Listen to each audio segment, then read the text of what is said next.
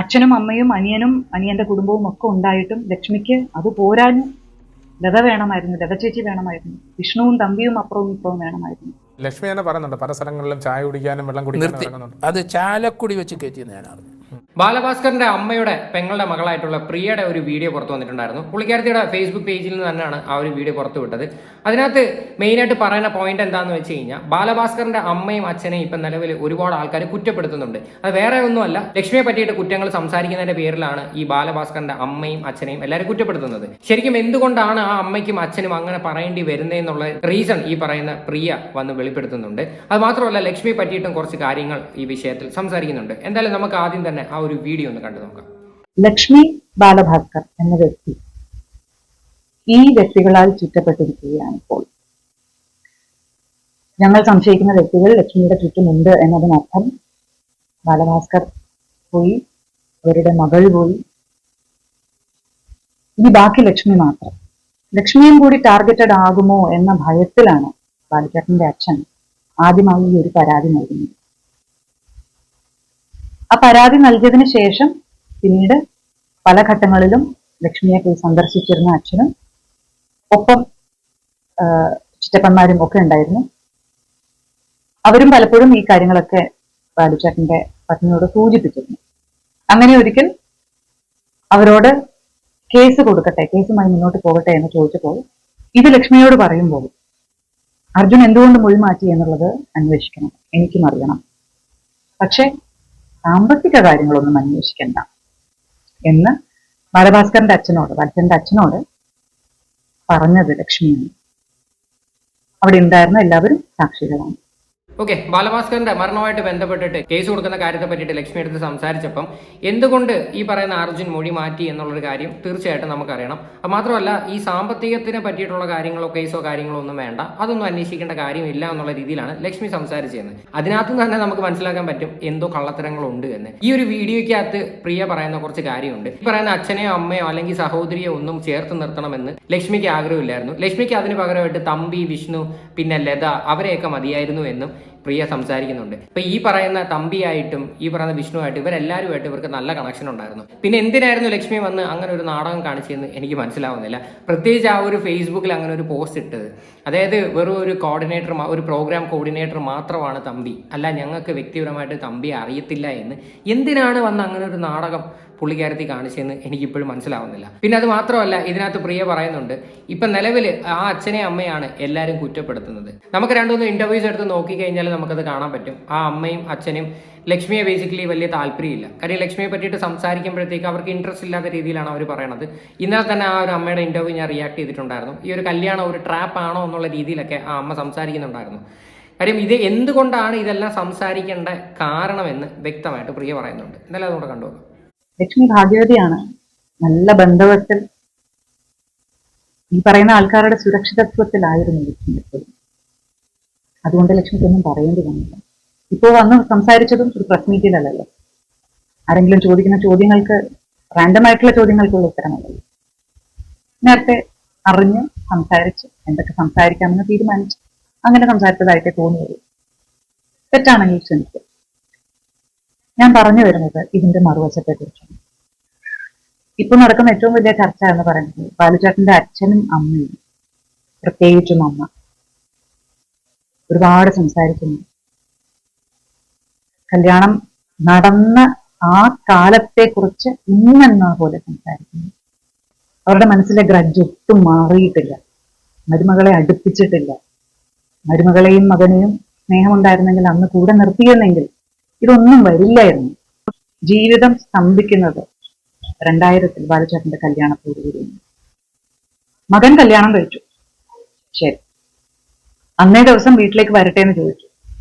മകന് ഭീഷണിയുണ്ട്, ബാക്കി കാര്യങ്ങൾ പ്രശ്നങ്ങളുണ്ട്, മകളുണ്ട്, സുഖമില്ലാത്തൊരു മകൾ വീട്ടിലുണ്ട്, വരരുത് എന്ന് പറഞ്ഞു. ഒരൊറ്റ തവണ ആ സംഭവം നടക്കുന്ന സമയത്തെ ഫസ്റ്റ് റിയാക്ഷൻ, അതിലെന്തെങ്കിലും തെറ്റുണ്ടെന്ന് വിവരമുള്ളവർക്ക് തോന്നുന്നു ഞാൻ കരുതുന്നില്ല.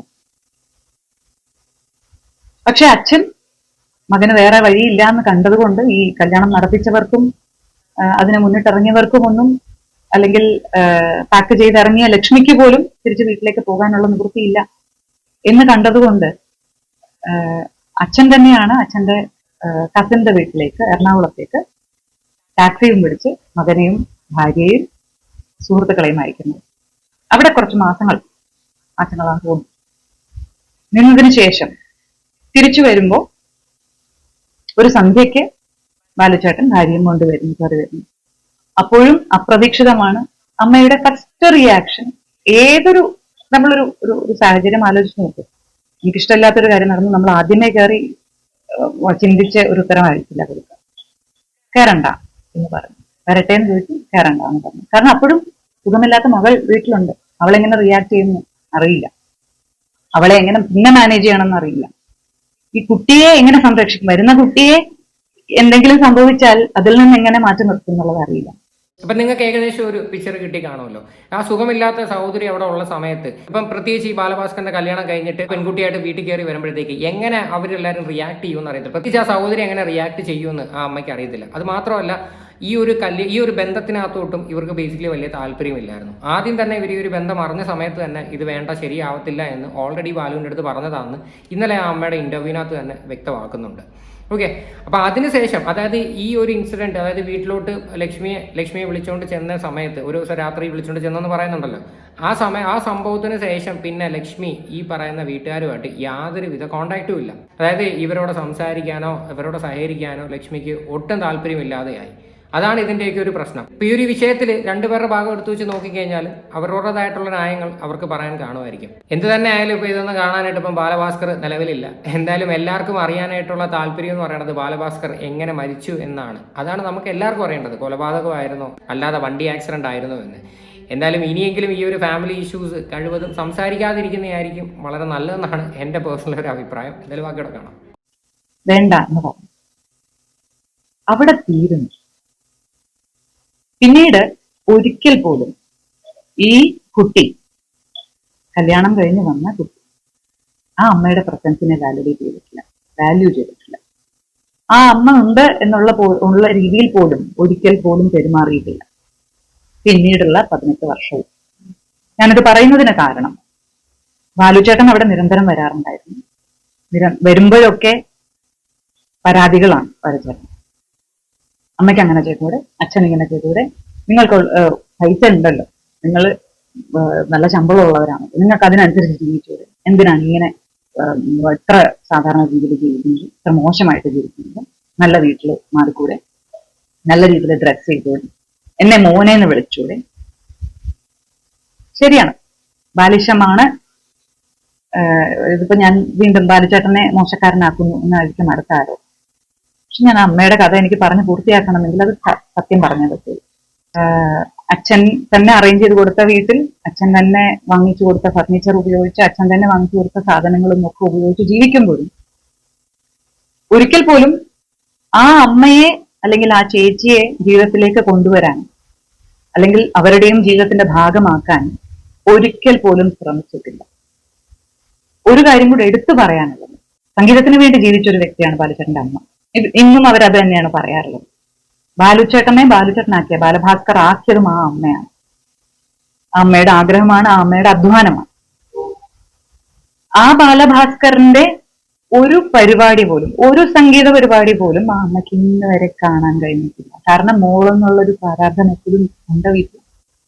അച്ഛനും അമ്മയും അനിയനും അനിയന്റെ കുടുംബവും ഒക്കെ ഉണ്ടായിട്ടും ലക്ഷ്മിക്ക് അത് പോരാഞ്ഞു. ലത വേണമായിരുന്നു, ലത ചേച്ചി വേണമായിരുന്നു, വിഷ്ണുവും തമ്പിയും അപ്പുറവും ഇപ്പുറവും വേണമായിരുന്നു. പിന്നെ കുറെ സുഹൃത്തുക്കളുടെ പേര് എപ്പോഴും പറയുന്നത് അവരൊക്കെ വേണമായിരുന്നു. എല്ലാവരും ഉണ്ടായിരുന്നു, അമ്മയ്ക്കതൊന്നും ഉണ്ടായിരുന്നു. ശരിക്കും ആ ഒരു കല്യാണം കഴിഞ്ഞ സമയത്ത് പോലും ഇവർ എങ്ങോട്ട് പോകുമെന്ന് ആലോചിച്ചുകൊണ്ടിരിക്കുമ്പോൾ പോലും ഈ പറയുന്ന അച്ഛനായിരുന്നു ഒരു കസിൻ്റെ വീട്ടിൽ ബാലുവിനെ കൊണ്ടുവന്ന് ആക്കിയതും, അച്ഛൻ്റെ കയ്യിൽ നിന്ന് തന്നെ പൈസ എടുത്ത് അവിടുത്തെ ഫർണിച്ചറും കാര്യങ്ങളൊക്കെ മേടിച്ചു കൊടുത്തെന്നും അങ്ങനെയൊക്കെയുള്ള ഒരുപാട് കാര്യങ്ങൾ പറയുന്നുണ്ട്. എന്നിട്ട് പോലും ഇതെല്ലാം കഴിഞ്ഞ്, ഈ ഒരു പ്രശ്നങ്ങളെല്ലാം കഴിഞ്ഞ് ഇവർ സെപ്പറേറ്റഡ് ആയിട്ട് താമസിക്കുമ്പോൾ പോലും ഒരിക്കൽ പോലും എങ്കിലും അച്ഛനെ അമ്മയെ നമുക്ക് ചേർത്ത് പിടിക്കണം, അല്ലെങ്കിൽ ആ സഹോദരിയെ നമുക്ക് ചികിത്സിക്കണം, ആ സഹോദരിയെ കൂടെ നിർത്തണം എന്നുള്ള രീതിയിൽ ലക്ഷ്മിയുടെ ഭാഗത്ത് നിന്ന് അങ്ങൊരു സംഭവമേ ഉണ്ടായിട്ടില്ല എന്നാണ് പറയുന്നത്. അതായത് ലക്ഷ്മിക്ക് താല്പര്യമില്ല അവരെ ഒന്നും കൂടെ ചേർത്ത് പിടിക്കാനായിട്ട്. പിന്നെ അടുത്തൊരു വിഷയം പറയുന്നതെന്ന് വെച്ച് കഴിഞ്ഞാൽ ഈ ലക്ഷ്മിക്ക് ഇവരെ എല്ലാവരെക്കാട്ടിയും താല്പര്യം എന്ന് പറയുന്നത് ലതയും വിഷ്ണുവും തമ്പിയും ഈ പോലത്തെ ആൾക്കാരെ ലക്ഷ്മിക്ക് താല്പര്യം എന്നും പ്രിയ പറയുന്നുണ്ട്. എന്തായാലും ഇതിൽ നിന്നൊക്കെ തന്നെ നല്ല വ്യക്തതയാണ് പല കാര്യങ്ങളും. പ്രത്യേകിച്ച് ഈ ഗോൾഡ് സ്മഗ്ലിങ്ങിന്റെ വിഷയം ഉണ്ടല്ലോ, ഇതിൽ നിന്നൊക്കെ ഒരുപാട് ക്ലാരിറ്റി കിട്ടും. ശരിക്കും പറഞ്ഞാൽ ലക്ഷ്മിക്ക് ആ ഒരു ഇന്റർവ്യൂയുടെ ആവശ്യം എന്തായിരുന്നു? വെറുതെ ആൾക്കാരുടെ കണ്ണിൽ പൊടിയിടാൻ വേണ്ടിയിട്ടുള്ള ഒരു ഇന്റർവ്യൂ ആയിരുന്നു ഈ മനോരമ ന്യൂസിൽ കൊടുത്തത്. അത് ശരിക്കും ചെയ്യണ്ടായിരുന്നു എന്നേ ഞാൻ പറയത്തുള്ളൂ. ഇത് വീണ്ടും കൂടുതൽ അബദ്ധത്തിലോട്ടാണ് ചെന്ന് ചാടിയിരിക്കുന്നത്. എന്തായാലും കുറെ നാൾക്ക് മുന്നേ ഈ പറയുന്ന പ്രിയ ഒരു ചാനൽ ചർച്ചയിൽ കുറച്ച് കാര്യങ്ങൾ പറഞ്ഞിട്ടുണ്ടായിരുന്നു. അതായത് ഒരു സമയത്ത് ബാലഭാസ്കർ ലക്ഷ്മിയെ ഡിവോഴ്സ് ചെയ്താലോ എന്ന് വരെ ആലോചിച്ച സിറ്റുവേഷൻസ് ഉണ്ടായിരുന്നു എന്നും പല ആൾക്കാരുടെ അടുത്ത് ചെന്ന് ബാലഭാസ്കർ ഈ ഒരു വിഷയവുമായി ബന്ധപ്പെട്ട് കിടന്ന് വിഷമിച്ച് സംസാരിച്ചിട്ടുണ്ടെന്നും എന്നും ഈ പറയുന്ന പ്രിയ സംസാരിക്കുന്നുണ്ട്. അതും കൂടി നമുക്കൊന്ന് കണ്ടുനോക്കാം. ബന്ധം പിരിയുന്നത് എന്ന് പറയുമ്പോൾ ബാലചേട്ടനും ലക്ഷ്മിയും തമ്മിലുള്ള അസ്വാരസ്യങ്ങൾ വളരെ പ്രകടമായി വന്നിരുന്ന ഒരു സാഹചര്യം ഉണ്ടായിരുന്നു. ഒരു ഡിവോഴ്സിലേക്ക് ബാലചേട്ടൻ നീങ്ങുന്ന ഒരു ഘട്ടം വരെ ഉണ്ടായിരുന്നു ഒരു സമയത്ത്. അത് വ്യക്തമായി ബാലചേട്ടൻ്റെ അച്ഛനോടും അമ്മയോടും ചർച്ച ചെയ്തിട്ടുള്ള ഒരു കാര്യവുമാണ്. പക്ഷെ ഒരു തീരുമാനം അടുത്ത ലെവലിലേക്ക് പോകുന്നതിന് മുൻപ് തന്നെ ബാലചേട്ടൻ തന്നെ ആ തീരുമാനം മാറ്റുന്ന ഒരു സാഹചര്യമാണ് അച്ഛനും അമ്മയും കണ്ടിട്ടുള്ളത്. ഈ പറഞ്ഞതുപോലെ തന്നെ സാമ്പത്തികമായുള്ള കാര്യങ്ങളോ അല്ലെങ്കിൽ മറ്റു കാര്യങ്ങളോ ഒക്കെ ബാലചേട്ടന്റെ അച്ഛൻ കൃത്യമായി അറിഞ്ഞിരുന്നു എന്നുള്ളത് തന്നെയാണ് ഞാൻ പറഞ്ഞു വരുന്നത്. 2016 വരെ കുഞ്ഞുണ്ടാകുന്നതിന് മുമ്പാണോ ഒരു ഡിവോഴ്സിനെ കുറിച്ച് ബാലഭാസ്കർ ആലോചിച്ചത്? അതെ അതെ, അതിന് മുമ്പുള്ളൊരു സാഹചര്യമാണ്. അതിന് കാരണം എന്തായിരുന്നു പറഞ്ഞിരുന്നത് പ്രിയ? ബാലചേട്ടൻ ഒരുപാട് ബുദ്ധിമുട്ടുകൾ പലവരോടും, അതായത് പല പ്രത്യേക വ്യക്തികളോട് ഉൾപ്പെടെ ചെന്ന് കരഞ്ഞു പറഞ്ഞിട്ടുണ്ട്. പല പരിപാടികൾക്കിടയിലും സ്ട്രെസ് താങ്ങാൻ വയ്യാതെ പറഞ്ഞു പോയിട്ടുണ്ട് എന്നൊക്കെയാണ് ഞങ്ങൾ പിന്നീട് അറിഞ്ഞത്. എന്തായാലും അന്ന് തൊട്ടേ ഈ പറയുന്ന പോലെ ഇവരുടെ ഇടയിൽ എന്തൊക്കെയോ സ്വരച്ചേർച്ചകളുണ്ട്. പ്രത്യേകിച്ച് നിങ്ങൾ ആലോചിക്കുക, പെട്ടെന്ന് ചാടിയെടുത്തൊരു ഡിസിഷൻ ആയിരുന്നു ഈ പറയുന്ന ലക്ഷ്മിയുടെ കല്യാണം എന്നുള്ള രീതിയിലാണ് ഇപ്പം കാര്യങ്ങളൊക്കെ കറങ്ങി തിരിഞ്ഞു വരുന്നത്. അതായത് അന്ന് ആലോചിച്ചും കണ്ടും കല്യാണം കഴിച്ചായിരുന്നുവെങ്കിൽ ഈ ഒരു അവസ്ഥ വരില്ല എന്നുള്ള രീതിയിലോട്ട് വരെ പല കാര്യങ്ങളും ഇപ്പം പോകുന്നുണ്ട്. എന്തായാലും ഇനി ഇതൊന്നും പറഞ്ഞിട്ട് യാതൊരു പ്രയോജനവും ഇല്ല. നമ്മൾ ഇനിയിപ്പോൾ കൂടുതലായിട്ട് ഈ ഒരു വിഷയത്തിൽ എന്തെങ്കിലും സംസാരിച്ച് കഴിഞ്ഞാൽ ഈ പറയുന്ന ലക്ഷ്മിയെ സൈബർ ബുള്ളിങ്ങിന് എടുത്തിട്ട് കൊടുക്കുന്നു, ലക്ഷ്മിയെ എല്ലാവരും കൂടി അറ്റാക്ക് ചെയ്യാൻ ശ്രമിക്കുന്നു എന്നുള്ള രീതിയിലോട്ട് പോകും. ലക്ഷ്മിയെ ഒരു രീതിയിലും അറ്റാക്ക് ചെയ്യാനായിട്ടോ എടുക്കാനോ അല്ലെങ്കിൽ ഇവരുടെ ഈ പേഴ്സണൽ കാര്യങ്ങൾ സംസാരിക്കാനോ നമുക്ക് താല്പര്യമില്ല.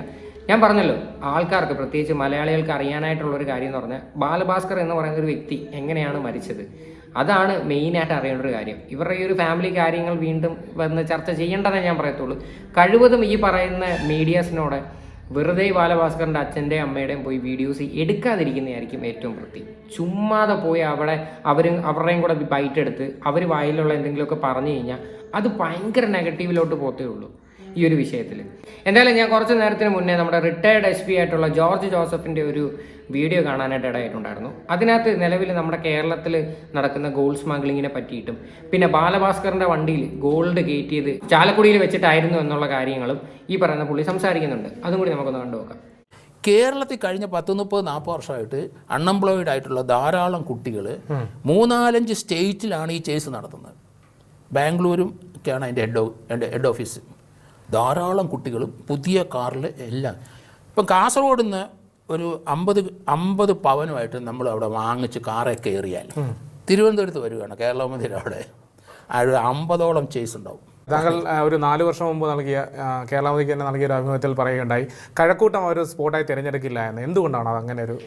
അതെ, ഇതെന്നറിയോ, കഴക്കൂട്ടത്തിൻ്റെ അവിടെ മുതൽ നമ്മൾ ഇവിടെ ബൈപ്പാസ് കയറി അല്ലെങ്കിൽ ശ്രീകാര്യത്തോട്ട് പോയി കഴിഞ്ഞാൽ അവിടെ എപ്പോഴും പോലീസ് പ്രസൻസ് ഉണ്ട്. അതുകൊണ്ട് അതിന് മുമ്പ് ഇത് കൈമാറും. അതുകൊണ്ടാണ് CRP ക്യാമ്പ് കഴിഞ്ഞ ഉടനെ കൈമാറും. അതവിടെ നിന്ന് പോയിട്ട് ഒരു ഓട്ടോറിക്ഷയിലായിരിക്കും പോകുന്നത്. ഇവിടെ ചെക്കിംഗ് ഉണ്ട്, പോലീസ് എപ്പോഴും ആ കഴക്കൂട്ടം ജംഗ്ഷനിലുണ്ട്. അതുകൊണ്ട് അതിനപ്പുറത്തോട്ട് അവിടെ ആരും ഇത് കടത്താൻ പോവില്ല. അവിടെ തന്നെ ഒരു അഡ്വക്കേറ്റും 2 പെൺകുട്ടികളും നേരത്തെ കടത്തിയവർ അവിടെ ഉണ്ട്, പിടിച്ചിട്ടുണ്ട്. ലക്ഷ്മി തന്നെ പറയുന്നുണ്ട് പല സ്ഥലങ്ങളിലും ചായ കുടിക്കാനും വെള്ളം കുടിക്കാനും. അത് ചാലക്കുടി വെച്ച് കയറ്റിയെന്ന് ഞാൻ അറിഞ്ഞു. അത് CBI ഇനി അത് റീഓപ്പൺ ചെയ്യുന്നെങ്കിൽ ഇയാളെ കോൺഫിഡൻസിലെടുത്താൽ ആ കയറ്റിയ സ്ഥലവും അന്നേരം കണ്ടയാളെ പറഞ്ഞു കൊടുക്കും. അത് ഞാൻ പറയുന്നില്ല, എനിക്കറിയാം, ഞാൻ പറയുന്നില്ല. പറഞ്ഞു കൊടുക്കും. ഇതിനകത്ത് ഈ പുള്ളി പറയുന്ന ഒരു കാര്യമുണ്ടല്ലോ, ഈ CRPF ക്യാമ്പ് കഴിഞ്ഞ പോലീസുകാരില്ല എന്ന് അവിടെ വെച്ചിട്ട് ഈ പറയുന്ന ഗോൾഡുകൾ വേണമെങ്കിൽ കൈമാറാമെന്ന്.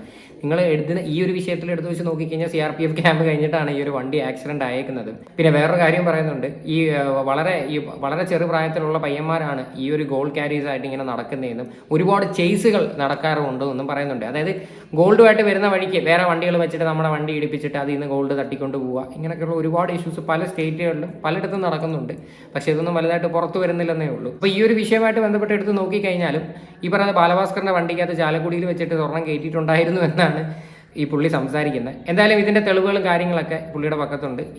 എന്തെങ്കിലുമൊക്കെ കൂടുതൽ അന്വേഷണങ്ങൾ ഈ ഒരു വിഷയമായിട്ട് വന്നു കഴിഞ്ഞാൽ പുള്ളി അത് ഈ പറയുന്ന ഒഫീഷ്യൽസിന് കൊടുത്തോളാം എന്നാണ് സംസാരിക്കുന്നത്. ഓക്കെ, എന്തായാലും വളരെ നല്ല കാര്യം.